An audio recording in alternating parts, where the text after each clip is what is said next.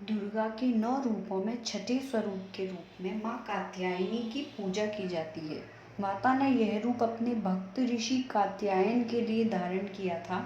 देवी भागवत पुराण में ऐसी कथा मिलती है कि ऋषि कात्यायन माँ आदि शक्ति के परम भक्त थे।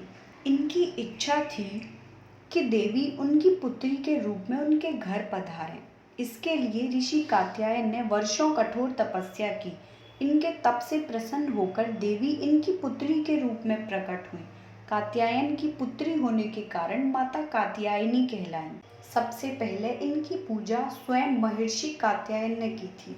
3 दिनों तक ऋषि की पूजा स्वीकार करने के बाद देवी ने ऋषि से विदा ली और महिषासुर को युद्ध में ललकार कर उसका अंत कर दिया। इसीलिए इन्हें महिषासुर मर्दिनी के नाम से भी जाना जाता है। तो इस दिन अगर माँ को आप महिषासुर मर्दिनी स्तोत्र पढ़कर सुनाएं या उसका पाठ करें तो माँ जल्दी से प्रसन्न हो जाती है। महिषासुर मर्दिनी स्तोत्र अगर आपने नहीं सुना है तो आप आई बटन पर लिंक दे रही हूँ, वहाँ पे क्लिक करके महिषासुर मर्दिनी स्तोत्र को भी सुन सकते हैं।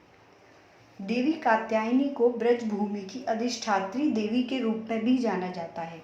ब्रजभूमि की जो कन्याएं हैं, गोपियों ने श्री कृष्ण के प्रेम को पाने के लिए इनकी आराधना की थी। भगवान श्री कृष्ण ने भी देवी कात्यायनी की पूजा की थी। देवी कात्यायनी को मधुयुक्त पान अत्यंत प्रिय है। इन्हें प्रसाद के रूप में फल मिठाई के साथ शहद युक्त पान अर्पित करना चाहिए। माता कात्यायनी 4 भुजाधारी हैं, जिसमें इनके एक भुजा में शत्रुओं का अंत करने के लिए तलवार है, दूसरी भुजा में पुष्प है जो भक्तों के प्रति इनके स्नेह को दर्शाता है, तीसरी भुजा अभय मुद्रा में है जो भक्तों को भय मुक्ति प्रदान कर रही है, चौथी भुजा देवी का वर मुद्रा में है जो भक्तों को उनकी भक्ति का वरदान देने के लिए। कात्यायनी माता का प्रभाव कुंडलिनी चक्र के आज्ञा चक्र पर है। नवग्रहों में माता कात्यायनी शुक्र को नियंत्रित करती हैं, यानी कि इनकी साधना और इनकी भक्ति से वैवाहिक जीवन के सुख की प्राप्ति होती है।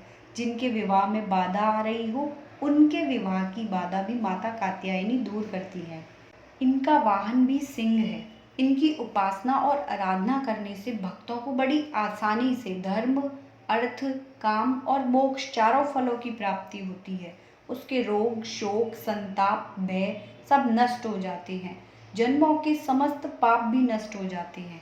इसलिए कहा जाता है कि इन देवी की उपासना करने से परम पद की प्राप्ति होती है।